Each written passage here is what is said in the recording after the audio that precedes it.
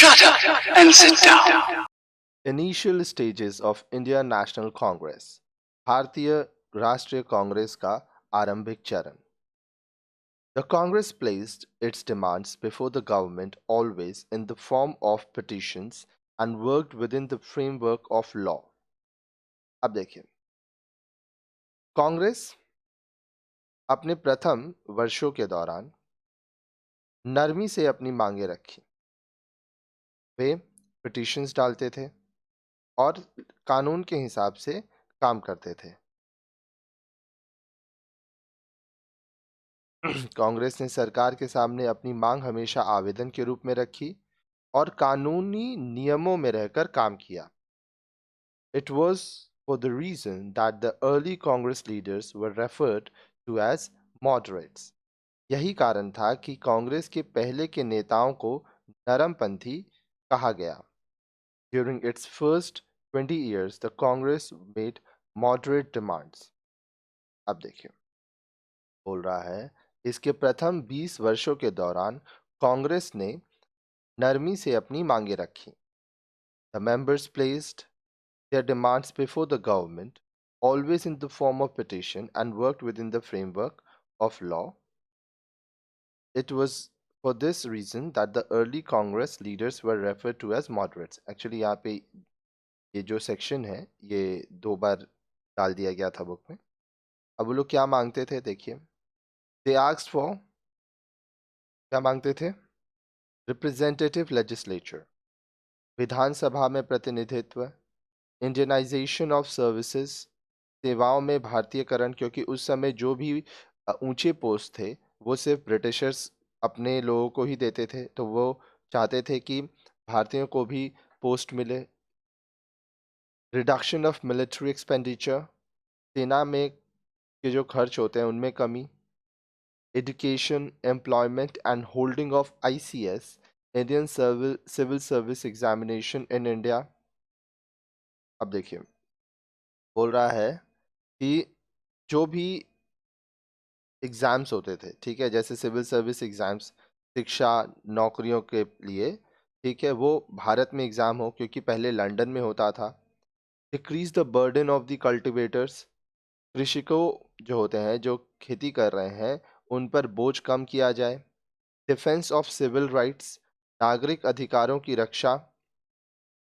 Separation of the judiciary from the executive. अब देखिए, जो न्यायपालिका है, न्यायपालिका का कार्यपालिका से अलग तरह से काम करना. चेंज द टेनेंसी लॉ, ठीक है, जो आपका काश्तकार नियम है, टेनेंसी लॉ है, उसमें बदलाव करना. Reduction in land revenue and salt duty, भूमि से आय और नमक कर, नमक के ऊपर जो टैक्स लगाया जाता था उसको कमी करना. Policies to help in the growth of Indian industries and handicrafts, भारतीय उद्योग एवं हस्तशिल्प के विकास में मदद के लिए नीति बनाना. Introduction to welfare programmes for the people, लोगों के लिए कल्याण कार्यक्रम लाने के लिए कहा गया था. तो ये सब पिटीशंस दिए गए थे सरकार के को. Unfortunately, their efforts did not bring many changes in the policies and administration of the British in India. अब देखिए, बोल रहा है कि दुर्भाग्यपूर्ण यह प्रयास भारत में अंग्रेजों की नीति एवं प्रशासन में कोई सुधार नहीं ला पाई. In the beginning, the Britishers had a favorable attitude towards the Congress, but by 1887, this attitude began to change. अब देखिए, प्रारंभ में कांग्रेस के प्रति सहयोग अंग्रेजों को पुण्य मानसिकता थी, लेकिन 1887 के बाद यह मानसिकता बदलने लगी. They did not fulfill the demands of the moderates. अंग्रेज नरमपंथियों की मांग को पूरा नहीं करते थे. The only achievement of the Congress was the enactment of the Indian Councils Act 1892 that enlarged that the legislature, by adding a few non-official members, and passing a resolution for holding Indian civil services examination simultaneously in London and in India. Congress की एकमात्र सफलता भारतीय परिषद अधिनियम Indian councils act 1892 को लागू करना है, जिसने कुछ गैर कार्यालयी सदस्यों को शामिल कर विधानसभा का विस्तार किया और भारतीय सिविल सेवा परीक्षा को भारत और लंदन में एक साथ आयोजित करने का समाधान पास किया. Many leaders gradually lost faith in the constitutional process. धीरे धीरे बहुत सारे नेता संवैधानिक प्रक्रिया में विश्वास खोने लगे. Even though the Congress failed to achieve its goal, it succeeded in creating national awakening and instilling in the minds of the Indian people a sense of belonging to one nation. यहाँ तक कि कांग्रेस अपने लक्ष्यों को पाने में असफल रही, किंतु राष्ट्रीय जागृति लाने एवं लोगों के मन में एक देश के संबंध होने का भाव लाने में सफल हुई. They provided a forum for the Indians to discuss major national issues. उसने भारतीयों को बड़े राष्ट्रीय मुद्दे पर बातचीत करने के लिए एक मंच प्रदान किया. By criticizing the government policies, they gave the people valuable political training.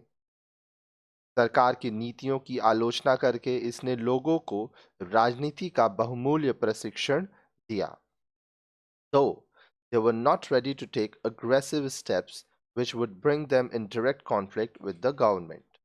The most significant achievement was the foundation of a strong national movement.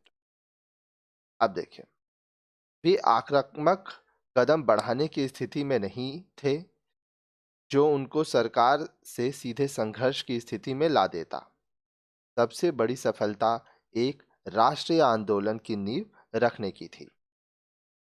The Britishers, who were earlier supporting the moderates, soon realized that the movement could turn into a national force that would drive them out of the country.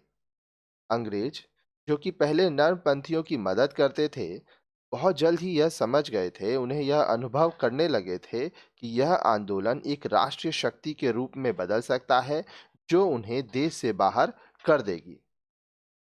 This totally changed their attitude. इससे उनकी मानसिकता पूरी तरह बदल गई. They passed strict laws to control education and curb the press. उन्होंने शिक्षा को नियंत्रित करने और प्रेस को कुचलने के लिए कड़े नियम पारित किए.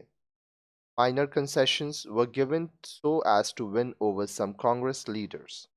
कांग्रेसी नेताओं को शांत रखने के लिए कुछ छूट भी दी गई.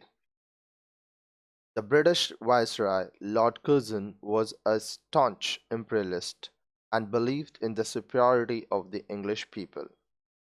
British Viceroy, Lord Curzon, Bharat में राष्ट्रवाद को दबाने के लिए प्रयास कर रहे थे. कर्जन एक कट्टर साम्राज्यवादी था और अंग्रेजों के अन्य लोगों की तुलना में बेहतर होने में विश्वास रखता था. He passed an act in 1898 making it an offense to provoke people against the British rulers. British शासन के विरुद्ध लोगों को उत्तेजित करने का अपराध बनाकर उसने 1898 में एक नियम पारित किया. He passed the Indian University Act in 1904, imposing stiff control over Indian universities. उसने भारतीय विश्वविद्यालयों पर कड़े नियम आरोपित कर 1904 में विश्वविद्यालय अधिनियम पारित किया, जिन्हें आप आगे पढ़ेंगे. Curzon was out to suppress the rising of nationalism in India. अब कर्जन क्या चाहता था कि भारत में जो राष्ट्रवाद है उसको खत्म किया जाए. This was evident from what he did in 1905, about which you will read in the next section. अभी आपको कैसे पता चलेगा? 1905 में बंगाल का पार्टीशन हुआ था, कैसे किया गया था वो अभी आप नेक्स्ट वीडियो में पढ़ेंगे. ठीक है.